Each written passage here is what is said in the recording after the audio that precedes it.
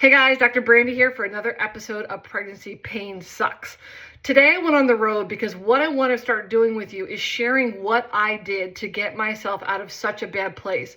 Over the last couple of weeks, I've been sharing with you the deep, dark moments in my life that were a real gut check. And for me, this was one of the most gut checking things. When I came out of my marriage, I was happy, at peace. I finally felt like I did the right thing, only to enter into a relationship that was utterly toxic. I had no idea how toxic it was because I had been married for 26 years. I didn't know what was out there. I really was trusting and really had my heart completely shattered. So when I met Maria, I was not in a great place. I literally cried myself to sleep for months and really just was not in a good, strong place. So when I got back with her, it was an effort to really find myself and to really work on myself because I felt like that was only the option that I had. When I started working with her, I quickly discovered it was not just about nutrition. It was not just about exercise. It was about the role that I was playing. It was how I felt, how I carried myself. And I find that very similar to you guys who are pregnant, who this is all new for you and you don't know how to act and you don't know how to be. And a lot of times we don't have a lot of grace for ourselves, that what we're feeling is completely normal. How we deal with that is normal. What is most important, I find, is either getting up off the floor and finding someone that can help you, finding a friend, finding yourself, reading, immersing yourself in positivity. And normally, as I said, that does not work for me. Words of affirmation do not work for me. But Maria had me do a series of exercises and things that she made me do that really opened up trying new things, finding a new identity. And just like you guys who are about to have a baby, finding a new way of how you choose to move about this earth with grace, with dignity, with pride, with self-love. So I hope you enjoy this interview with Maria. She's one of my favorite people, and I think you're going to enjoy this interview. So Dr. Brandie here. I'm here with my favorite trainer. Hi, thank you. This is Maria Rossi, and we're in her studio, and I just wanted to talk to her a little bit. She's inspired me to change my life. Oh, no. And made me not look like a librarian. She not only worked on my body, but changed me as a woman and inspired me to be. That's because I kind of criticized the way that It was clothes, positive. but it was I positive. dressed like a Look at you now. librarian. I dressed you're like a bum now. 1991, and she inspired me to explore being a woman, like and how to dress like a woman, how to carry exactly. myself with my posture. Even though I'm a chiropractor, she tells me to walk like a queen. Holistic approach. Yes. Good. But not only she worked got my perfectly. guns. This is my second workout. I've been in full transparency. I took a break because things got busy. But I wanted to ask you about your pregnancies. Yes. And how it inspired you to do what you do today. So I'm really trying to focus on how women change and how our kids and being pregnant inspire us to be different women, just like you made me a different woman. Oh, what a question. Well, so I have 3 babies. My oldest is 21. I was very active in my pregnancies. I tried to stay super healthy. And I did similar to what I'm doing now, some weightlifting. At the end I was very heavy. I don't know what you recommend your patients, but I swam a lot at the end. Mm-hmm. And I was super, for the deliveries, natural deliveries, the births, I was really strong. I was able to recover very quickly. Mm-hmm. Then after a year, I felt that I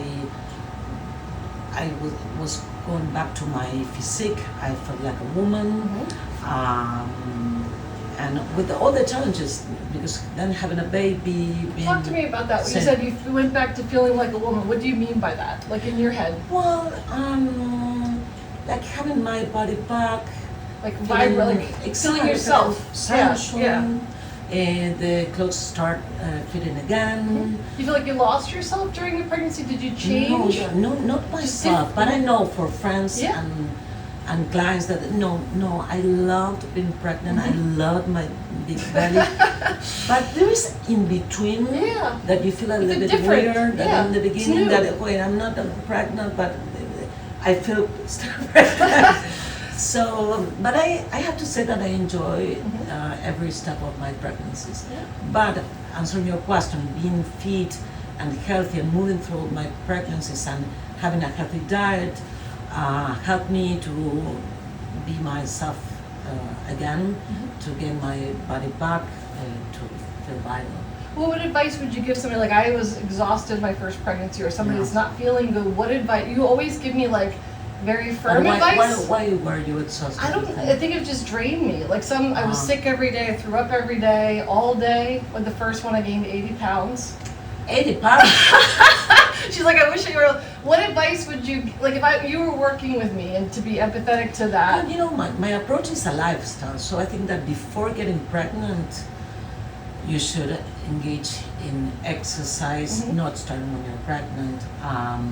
You should have a healthy diet, habits, check your sleep patterns, what is that brain you check your, again, this holistic approach, what it is, your schedule looks like, what time you go to bed, your activities. We talk, I remember when I coach you, even the people that surround you, there are a lot of factors. Yeah, I think I was really depressed. I think like for me it was I had pregnant depression, not postpartum depression, because it was so lonely. No, it's okay. But just like if somebody was like me, where they feel alone, or they feel like they're sick every day and they still have to go to work and their life sort of sucks.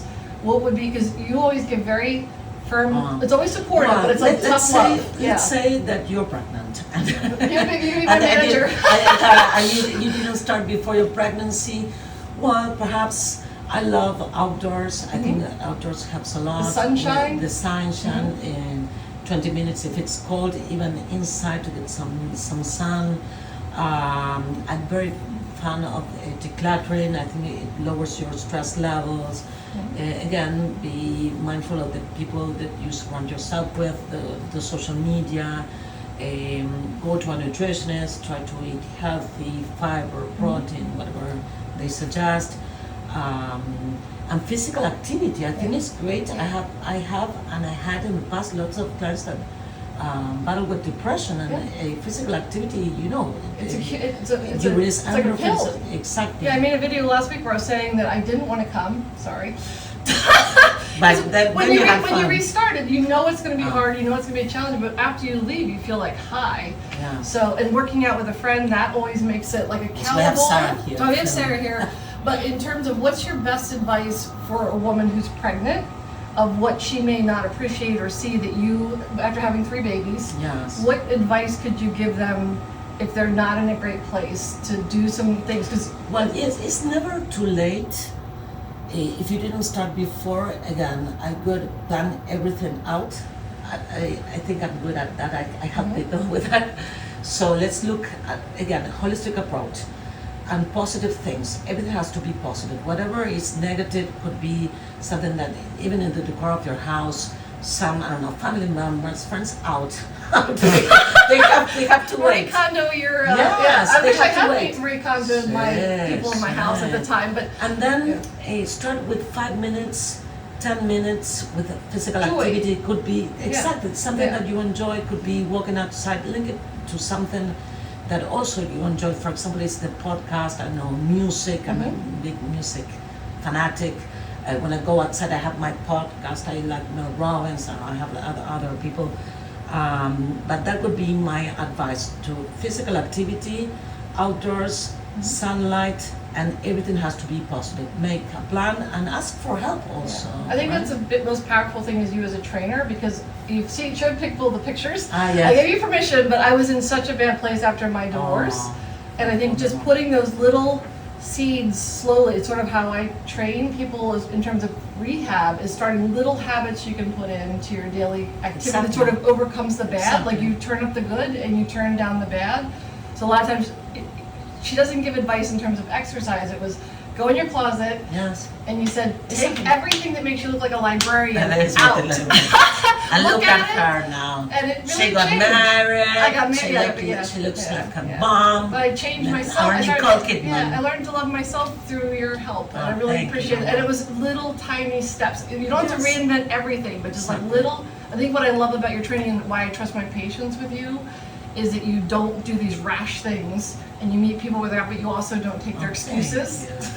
Because she doesn't just let you like, oh, it's okay. It's like be more. But at the same Yeah, time I yeah, post yeah, it. yeah. But I love you very much, and I thank you love so much, you, and I no, appreciate you please. giving advice to my patients No, and people out there. My pleasure, my pleasure. Thank you. Anytime. Thank you for Pleasure. thank you. Ciao, Oh, I ciao. messed up your hair.